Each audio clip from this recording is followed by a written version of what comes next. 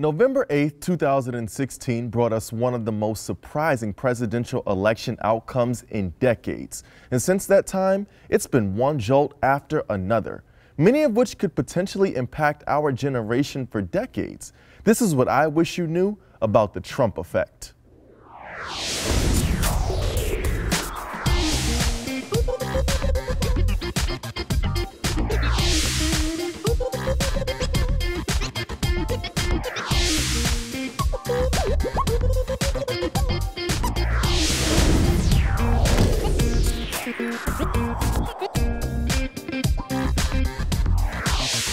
Hey, I'm Zeppelin Tillman.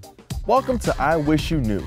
During the 2016 presidential election, candidate Donald Trump famously asked African Americans, "What do you have to lose?" Since then, the 45th president has made a number of moves that potentially threaten healthcare, immigration, education, and the environment. And he's just getting started. Here to tell you what they wish you knew are... Hi, I'm Nashlin. Hello, I am Brittany Timmons. Hi, I'm James Prevet. So, it's been about a year and a month now. How do you all feel it's been going with President Donald Trump?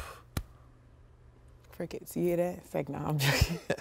But it's been going, and for me, I wanted to continue to go so this time can surpass us, and we can live under a better light. Okay. I do feel as millennials and as people, we have missed our mark with taking advantage of him not even being elected as president in the beginning. We didn't do our work, we didn't do our homework, and we talked about that previously on another show.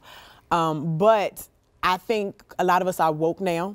And moving forward, I think we want to do everything in our power to educate ourselves and to make sure he doesn't have another term. Okay. For me, I feel like it's definitely been an embarrassment. Over the last year, just time after time, tweets at 2 o'clock in the morning, embarrassment on the national stage, on the international stage. Absolutely.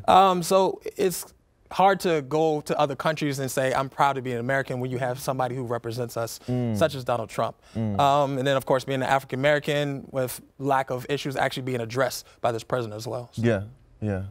But on the flip side, though, there are individuals who did vote for, President Trump. And so while it's very easy to kind of just sway one direction and be like, oh, he's doing a terrible job, he's tweeting everybody under the sun who has nothing to do with what he should be focused on, there are individuals. So I think that it's important to at least touch on that a little bit. So how do you all feel like, from the opposing side in some of that research and what you've kind of seen? Well, I get it. In my undergrad studies, I went to Virginia Tech, which is in Southwest Virginia, literally the heart of Trump country, coal country, basically the type of voters that you really get see vote for Trump. And I remember volunteering in a juvenile detention center in Christiansburg and hearing the stories of some of the detainees, these are 18 and under youths, and there's not a single minority in these populations, but they have the same issues that we face here in urban areas, New York City, Boston, and even in DC. And so I get why you would kind of lean that direction in a Trump environment, because you have the only jobs you can get is at a Walmart, or the education system is poor, no AP classes, no opportunity, and I get it. But at the same time, I feel like it's up to Democrats to actually get their message across to these type of voters, because it's definitely helpful. Yeah, I think that he did a great job of picking an audience and speaking directly to them in a clear, poignant way that maybe in the 2016 election, the Democrats kind of missed the mark on that sort of thing. Is it problematic? I mean, do you all feel like being a Black Republican is problematic? Is this? I think it's an uproar. It's something that I've never witnessed a lot of people say it was. When I went to A&T, it was this one guy, and you knew he was a Republican. He was proud of it. He wanted to talk to people about it and things like that. But it's something that I've realized that you don't really talk about. Was his feedback good all the time when he would try to speak about it, and won't you at least listen, or you don't even know that this is the case? It's something that people don't really want to hear. Being a Republican has so many negative things that we have seen or been told about that follows behind it, that it makes us just immediately shun away. It is just about sometimes it being rich white people, or it's this type of person that's a Republican, or this or that. And it makes you kind of just like, okay, well, I'm not these things. I don't feel this quota. So let me just go with what I do know and what it seems like I'm supposed to fit in. So that's what I've experienced when I see and hear that I'm a Republican around me. Absolutely. Absolutely. And I know that your background, you actually came from a piece of time being a... Yeah. Okay. So when I was younger, to be rebellious in the 2000 election, I think I was like 6 years old or something. To be rebellious, I was like, oh, let me be a Republican. This would be cool, right? Yep. And then kind of like progressed and even continued into my high school years. Even my first couple years at Virginia Tech, I even was part of the College Republicans. Absolutely. But it was kind of weird because I went to my first meeting. I can never forget this. And it was weird because I was being myself. I just had jeans on, J's, you know, and just being part of the environment. But I walked in and I didn't feel accepted. And, you know, I walked into the classroom and I felt like they looked at me like I was a spy or something. Like you wasn't supposed to be there? Yeah, it was like, you're at a Republican, you're supposed to be here? I'm like, yeah, I'm actually here. So, and then that kind of like push away from the party, and then you start having the Tea Party movement, all these other movement, alt-right movement now. So it becomes even harder to actually even think. Defend. Defend to be a black absolutely. Republican. So it's just an interesting story for me. But I think that's what we have done, and that's what we were raised on as millennials. It was supposed to be like, okay, this is this and this is that. Well, this is how it was shared to me. Let me speak for myself. This is this and this is that. Meaning, and you, like Republican and Democrat, Gotcha. this is kind of what a Republican is, and this is kind of what a Democrat is. This is what they believe. This is how it goes. So as I grew up, this is what my mommy and daddy was, and I think this is what a lot of millennials do. We go with what we know in our home or what's been shown to us. So, you know, I was like, okay, I'm a Democrat. Did I really know what this mean, and did I really go looking for it at a young age? No. And I didn't start looking for it until I was about to turn 18, and okay, I can vote soon, and these different things are going to start happening to me. And then you have this person named Barack Obama that's about to run for president. It made me want to figure out what is all these things. So I feel, like you just said, in a situation where it felt like I wasn't supposed to be there, that's kind of what we've ran with. Absolutely. And when you hear somebody say that they are a Republican, it's kind of the mindset of, okay, let me look you up and down. Now you need to tell me why. Why is it that you want to stand for this when it seems like these people aren't accepting of you? I feel you. I feel you on that. So we've got to go to a break. But when we come back, the Republicans and Democrats have a millennial problem. So we'll talk about all of that and, you know, continue the conversation. I find that very interesting.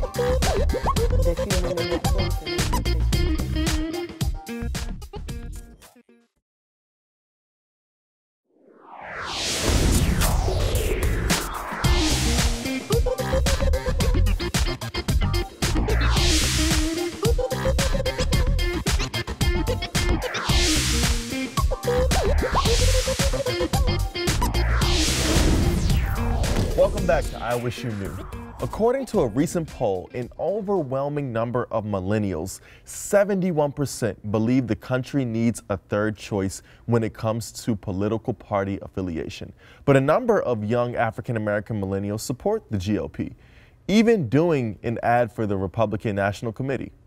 All of us want to live in communities where we are safe and our children are free to walk down the street without the fear of crime and violence. In cities like Chicago, crime has only gotten worse in the past 8 years.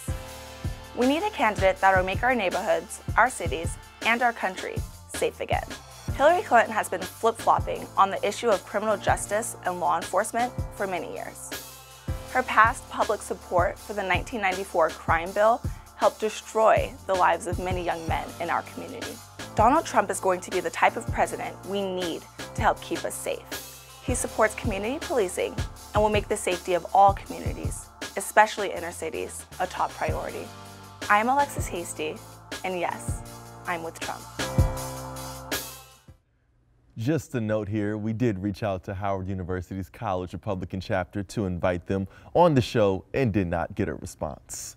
So we just heard a young lady talking about, you know, her affiliation with political parties. When did you kind of first start getting into politics, and how did that shape the way you just viewed the 2016 election? Well, it wasn't until I started college where I started to learn a little bit more about politics and Republican Party and Democratic Party. And for me, it was a lot of pressure because as millennials, we feel pushed to either go with Republicans or Democrats, and we just don't know what's behind that. And we feel like if we don't choose one or the other, you might be seen as, oh, maybe you're uneducated, maybe you don't know, or maybe you're just not up to date, and you should be. And there's a lot of people that are saying, well, millennials should be educated with it and involved because it's our future and we are the future. Do you feel like we need a third political, you know, party? This is for everybody. Like, do you all feel like we need another one? Are you a part of that 71%?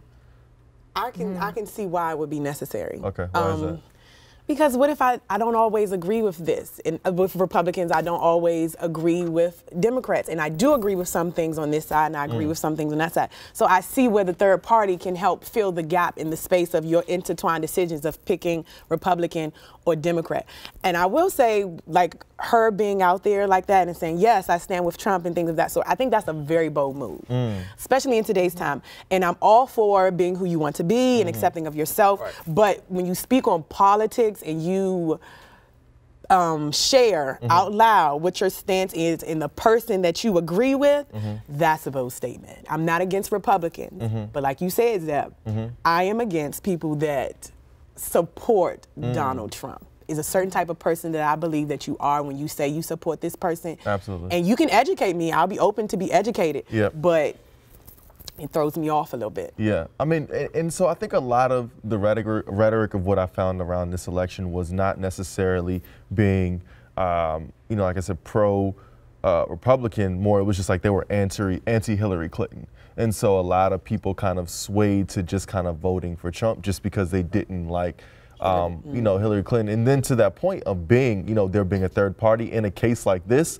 that probably could have helped because it was like, man, you know, that lesser of two evils kind of, you know, kind of conversation. But what do we do now in a world moving forward where that could potentially happen again? Like, how do we move? It definitely takes a lot of the pressure off of having to choose between sides. Right. I feel like for me, somebody who's like kind of in this type of field, it's focusing on the primaries.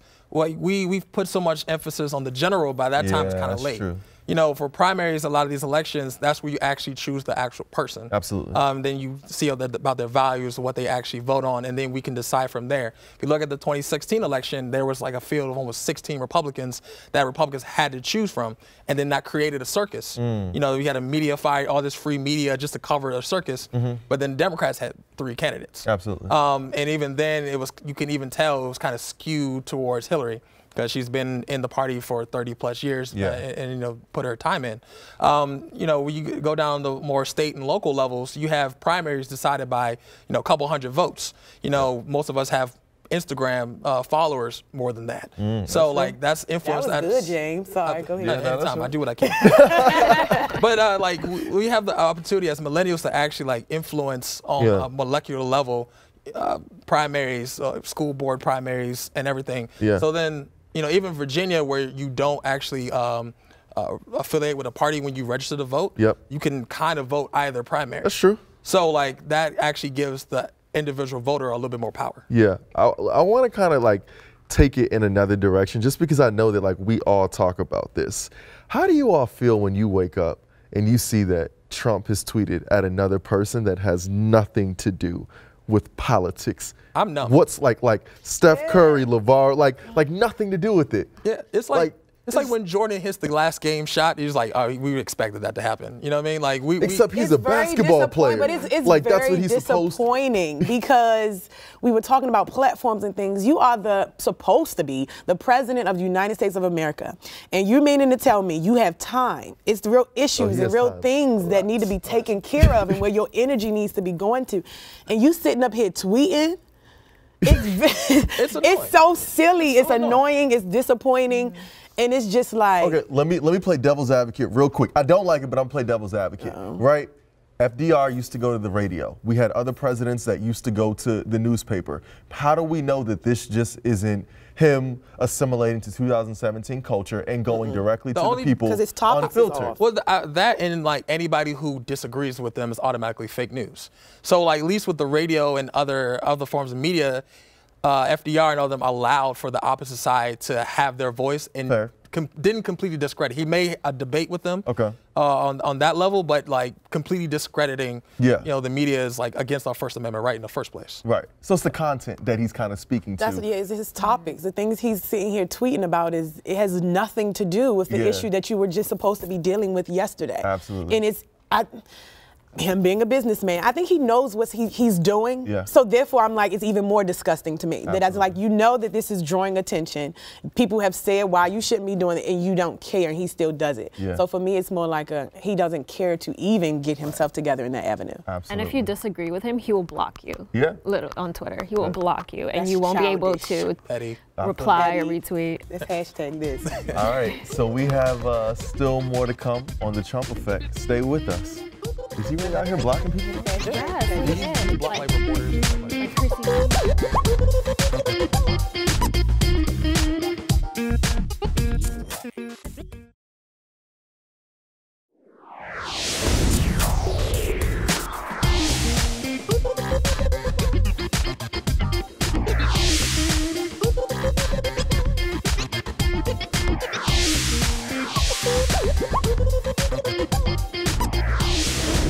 Welcome back to I Wish You Knew.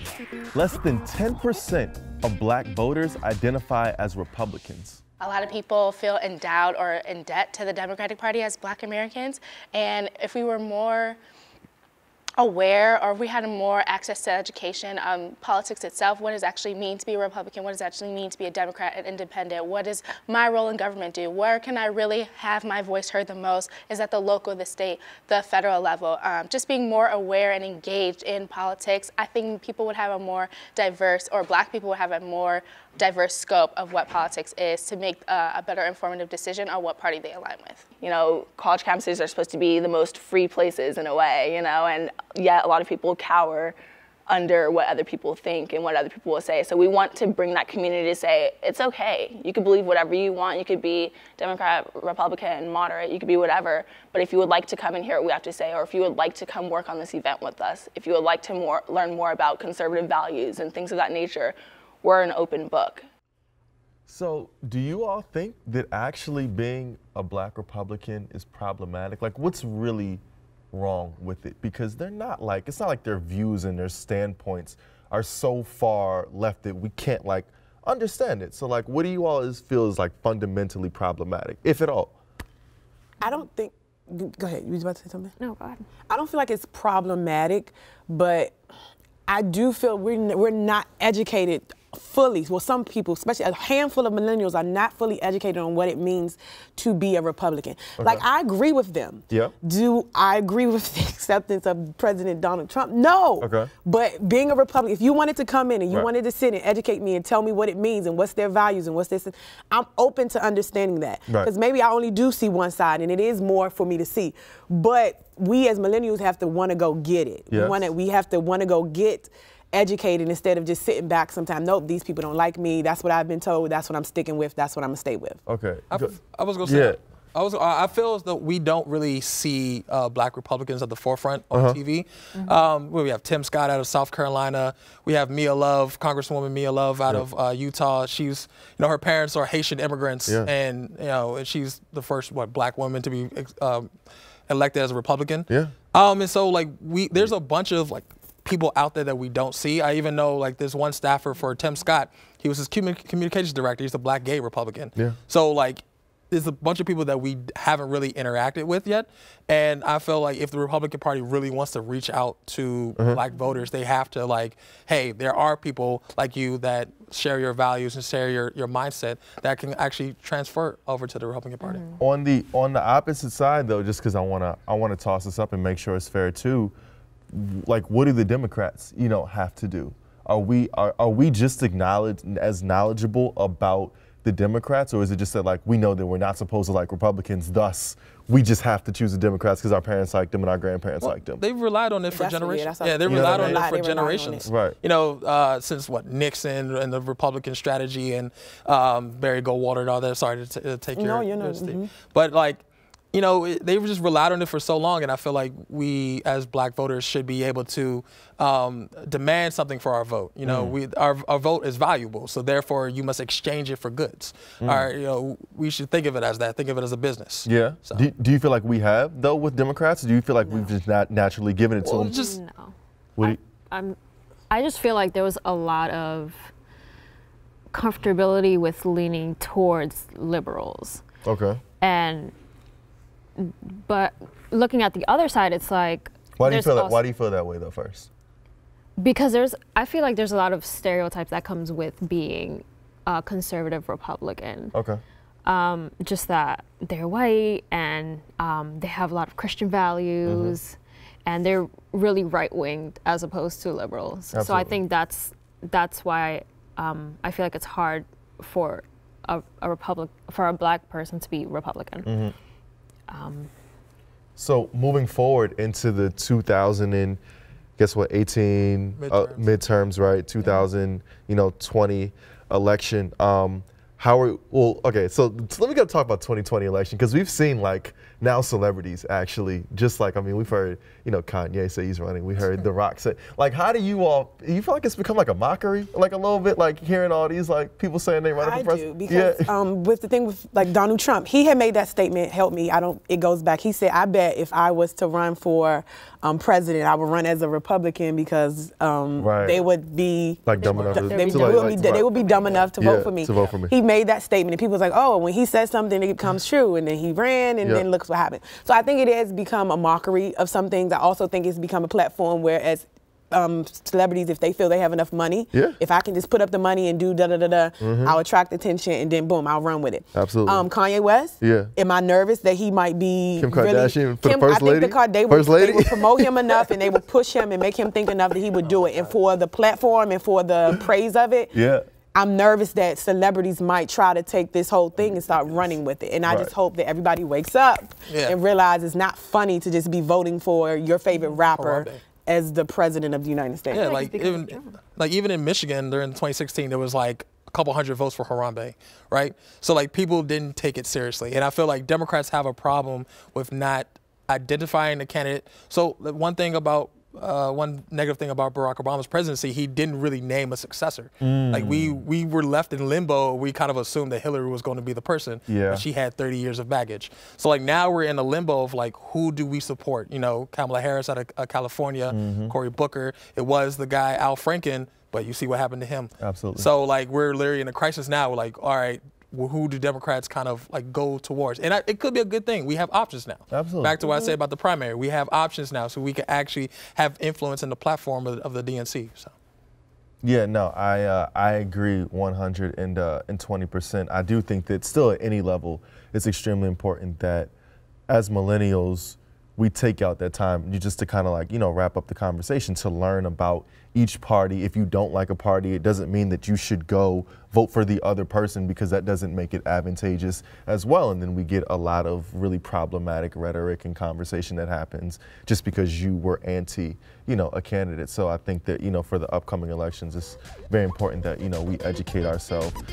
We actually look at who the politicians are, not just vote for people, you know, because they're actually popular. As always, this was a great discussion. Before we go, no matter what your party affiliation, pay attention, be informed, get involved, and vote. For more information, go to dcvote.org to learn more. Thanks for watching. We'll see you again next time on I Wish You Knew. But I think that millennials, we're the type of group that will sit here and start breaking off and being Republican and Democrat. But because I think the Republican Party, Lord willing, it will come around full circle with those people you don't know that are proud